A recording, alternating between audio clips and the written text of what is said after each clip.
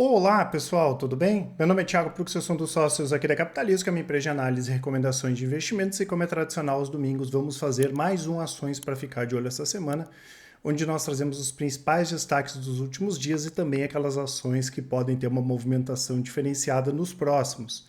Lembro, né, para quem ainda não é inscrito, se inscrever no canal, para quem gostar do vídeo, dar um like e compartilhar, e não esqueçam, né, de deixar aqui nos comentários o que vocês acham aí do mercado, né? O que vocês estão pensando aí para essa semana e as ações, claro, que vocês queiram que nós comentemos aí na semana que vem, tá? Lembro que todas as informações aqui são do setor de análise da Capitalismo e também do mercado. Vindo direto aqui, né, pessoal, para os principais destaques econômicos, políticos, enfim, da última semana. Nos Estados Unidos, nós tivemos novamente um número mais fraco de inflação, no caso o PPI, que é o índice de preços ao produtor, que veio com uma alta de 0,2 em outubro. O mercado esperava um pouquinho mais elevada essa alta e é mais um indicador, né, que mostra pelo menos um arrefecimento da inflação no curto prazo. O índice ao consumidor já tinha vindo fraco também, o que acaba sendo positivo. Nós tivemos as eleições aí também nos Estados Unidos para a renovação da Câmara, do Congresso, e como o esperado, a gente já vinha comentando, o Partido Republicano confirmou o domínio da Câmara, né, e no Senado nós tivemos também como projetado o domínio continuando aí com os democratas. Aqui no Brasil nós tivemos o IBCBR, que é uma espécie de prévia do PIB, né, que é divulgado aí pelo IBGE, ele subiu 0,05 em setembro. Com isso ele subiu 4% em 12 meses, né, e como eu já comentei algumas vezes, a gente espera um final de ano mais forte aí da economia, com Copa, Black Friday, Natal, todos esses auxílios, né? E claro, essa semana agora vai continuar em destaque, né? O que acabou gerando turbulência aqui no mercado interno, as escolhas do futuro governo Lula, as negociações quanto à votação aí da chamada PEC de transição, tudo isso tem trazido volatilidade e é o que a gente espera que acabe acontecendo aí nessa semana também, né? Nós tivemos muita volatilidade no mercado de juros, por exemplo, que subiram 17% só no mês agora de novembro, com essa questão da possibilidade aí de piora no quadro fiscal brasileiro. Se por um lado isso não é bom para a economia, não é bom para a economia real como um todo, né? A gente tem um aumento aqui dos títulos, né, da rentabilidade dos títulos de renda fixa, né, que subiram bastante aí nesse mês de novembro. Inclusive, os títulos pré-fixados com vencimento em 2025 já estão pagando acima de 13,5%, isso os públicos, né, porque privado tem pagando mais, e os atrelados à inflação estão com uma taxa boa aqui, IPCA mais 6, com vencimento em 2026. Então é bem interessante. Lembrando que nós temos as recomendações aí de renda fixa também. Essa semana deve ser menos movimentada, até porque nós temos na quinta-feira feriado de ação de graças, desculpa, na quarta-feira feriado de ação de graças nos Estados Unidos, né? E na sexta-feira o pregão americano vai funcionar só até as 15 horas, lembrando que na sexta nós temos aí Black Friday e, como eu falei, toda essa questão, toda essa movimentação aí envolvendo o PEC de transição e também a indicação de novos ministros para o governo Lula, tá? E além disso, aqui no Brasil, né, pessoal, o indicador de relevância, o único que nós teremos aqui, é a divulgação do IPCA 15, né, que vai ser divulgado aí na quinta-feira. A gente espera uma alta de 0,2% até 0,5%, né, voltando aí o cenário inflacionário depois de alguns meses de deflação. E lá nos Estados Unidos, a ata do Fed, que sai na quarta-feira, né, onde o Banco Central americano vai dar um pouco do tom aí em relação ao porquê eles aumentaram a taxa de juros em 0,75 ponto base, o que eles devem fazer aí nas próximas reuniões. Tá? Com isso, nós tivemos baixa no mercado brasileiro, o Ibovespa caiu 3%, no ano já baixou a alta aqui para 3,8%, o IDIV caiu 3,9%, Small caiu mais forte ainda, 4,8%, o S&P em reais, né, subiu 0,25%, até porque o dólar subiu 0,30%, o IFIX caiu bem, aí caiu 2%, no ano sobe 2,6%, o Bitcoin deu uma leve alta, apesar da queda anual aí de 66%, e a gente já tem o CDI aqui em 10,64% em 2022. Trazendo aqui a nossa análise gráfica técnica dos analistas aí da Capitalismo, o Ibovespa vindo aqui para a tendência de baixa de curto prazo, Inclusive, na última semana, nós recomendamos uma nova operação aí de proteção de carteira para quem tem uma carteira de longo prazo, né, de ações. Né? Eventualmente, a gente faz esse tipo de operação. Não é sempre, né, pessoal? Tem que ser em momentos que a gente entende que o mercado tem mais chance de cair, como o mercado atual, né, após esse rompimento aqui para baixo do gráfico. Né? Nós temos aqui o IVVB, né, que representaria aqui o SP em reais. Ao contrário, né, do Ibovespa, ele conseguiu recuperar com a alta do mercado lá fora e também com a alta do dólar. Bateu aqui nos 205, era o suporte, tem tudo para pelo menos alcançar aqui os 240.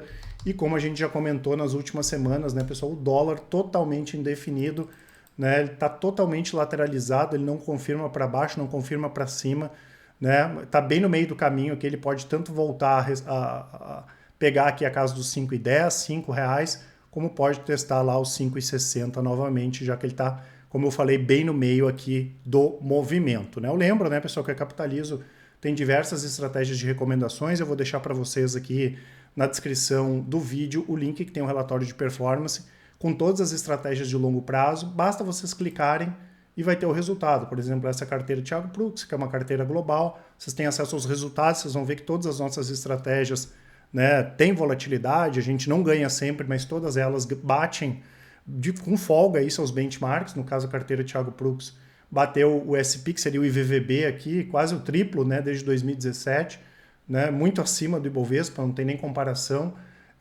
E as nossas carteiras de longo prazo, com 10 minutos por mês, vocês conseguem acompanhar. Tem carteira internacional, FIIs, as diversificadas, fundos de ações, renda fixa e de cripto. E as nossas estratégias de médio e curto prazo, swing trade, rastreador, long short, opções e assim por diante. Essas aqui, com 10 minutos por dia, vocês conseguem acompanhar. E claro, não esqueçam de aproveitar nossa promoção de Black Friday, né, que vai até o final do mês, até 50% de desconto em qualquer uma das nossas assinaturas, tá? Vindo aqui para mais destaques, né, pessoal, os principais destaques de alta e de baixa aí da última semana. Nós tivemos a Cora Saúde, que caiu 25%, não é um ativo que a gente acompanha muito de perto, mas uma empresa que não divulgou resultados muito bons, inclusive reverteu o lucro para prejuízo no último trimestre. A Boa Safra, né, que divulgou resultados bons, a gente entende que a divulgação dos resultados não deve ter sido o fator principal para a queda das ações na última semana, e isso acontece, né, pessoal? Não precisa sair notícia ruim para a ação cair.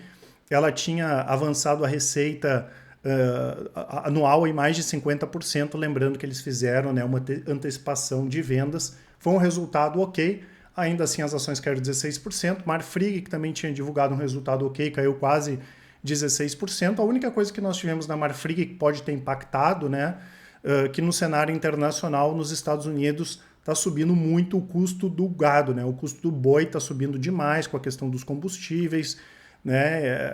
A questão do pasto lá está complicada também. Isso pode ter afetado, já que nós tivemos a Minerva, que também deu uma baixa boa. Azevedo e Travassos, né, pessoal, que é uma microcap aqui, caiu 15%, uma empresa ainda que está saindo de reestruturação, e o Traders Club aí que está em queda livre, né, nos últimos meses, caiu mais 15%. Dentre os destaques de alta, a Tronox, né, que anunciou pagamento de dividendos, eu já vou mostrar ali para vocês, né, quando a gente falar da agenda de dividendos. A Tronox também é uma microcap, a gente gosta da empresa, né?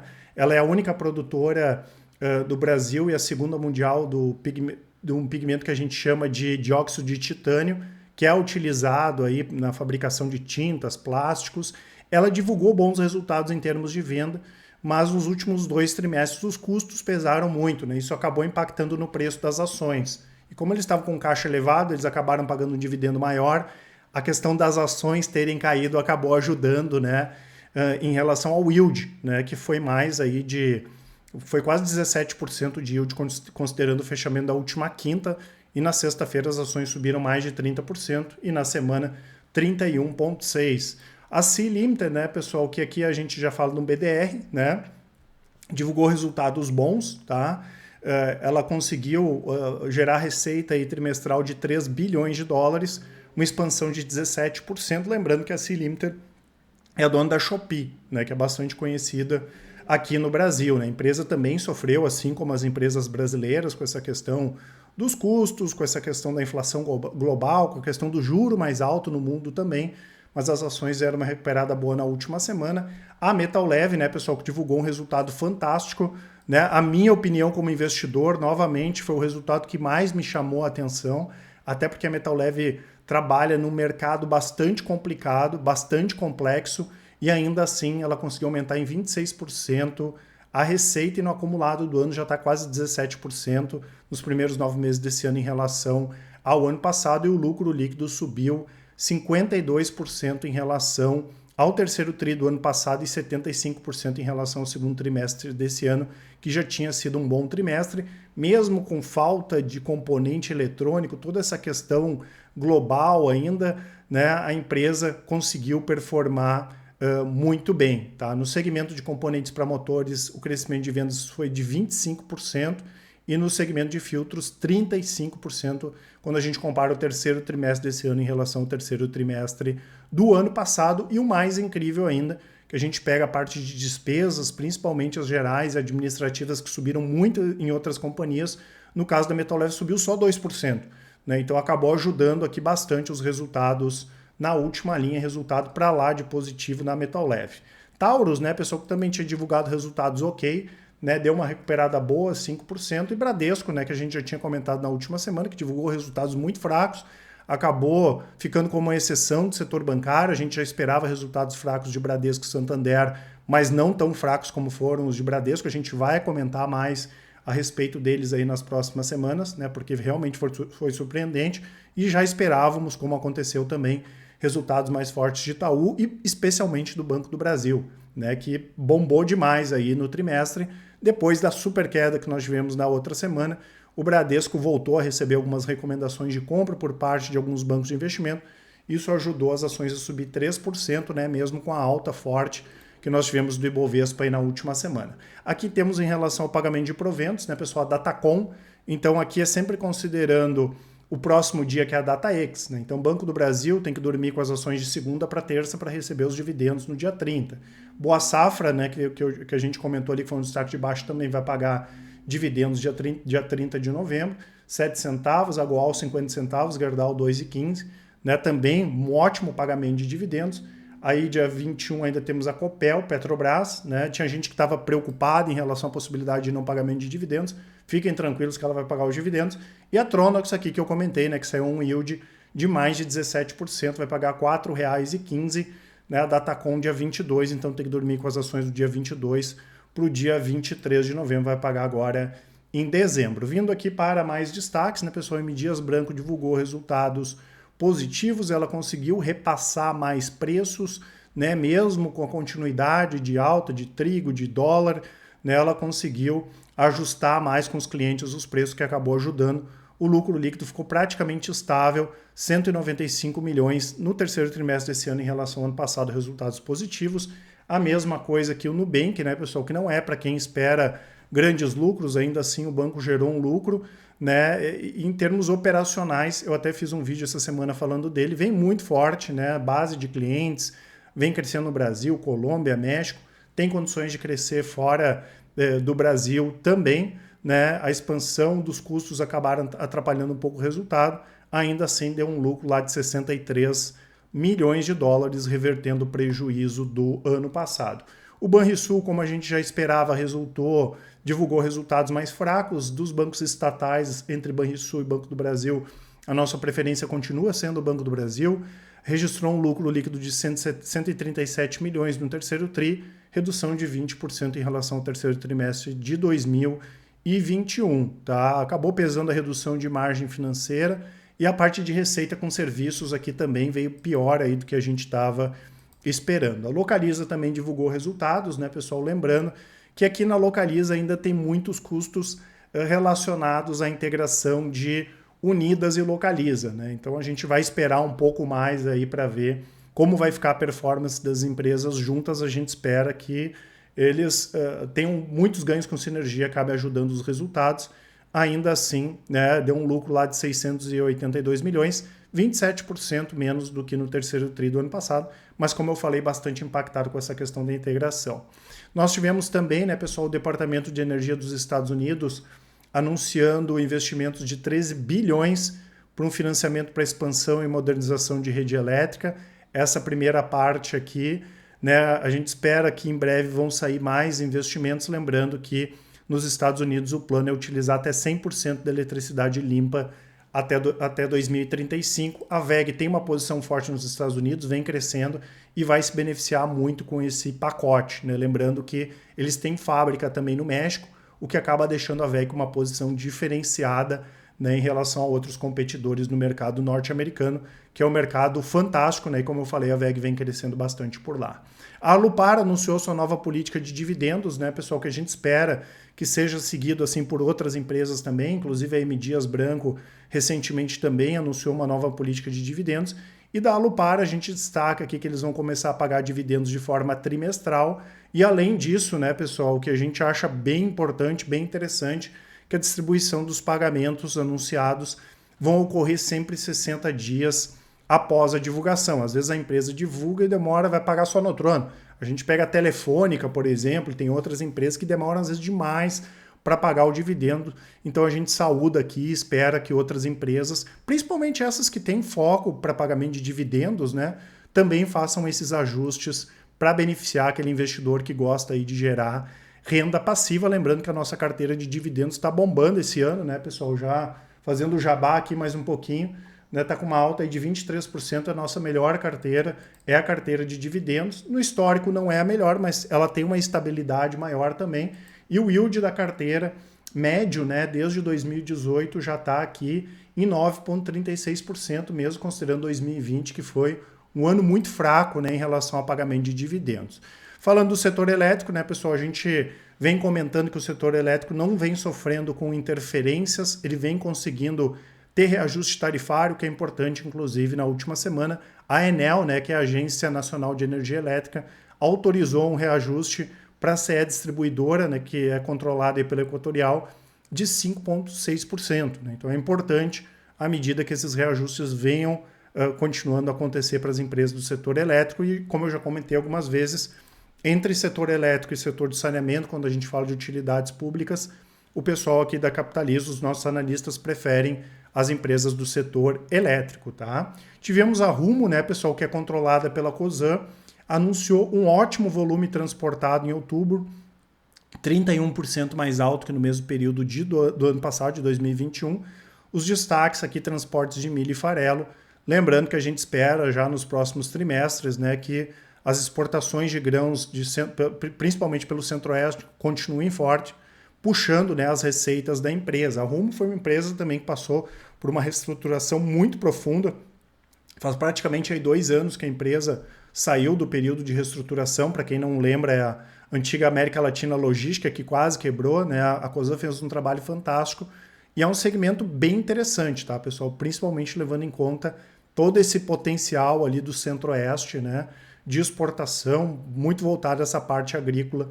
Bacana ficar de olho aí na Rumo. E tivemos, né, pessoal, como esperado, o CAD aprovando sem restrições a combinação de negócios entre a Alliance Sonai e BR Malls, né? Eles já vinham fazendo venda de alguns ativos para não ter nenhuma restrição por parte do CAD, apesar de já esperado bastante positivo. A gente espera que nós tenhamos mais movimentos de consolidação no setor. Efetivamente, esse negócio deve ser concluído no início de 2023.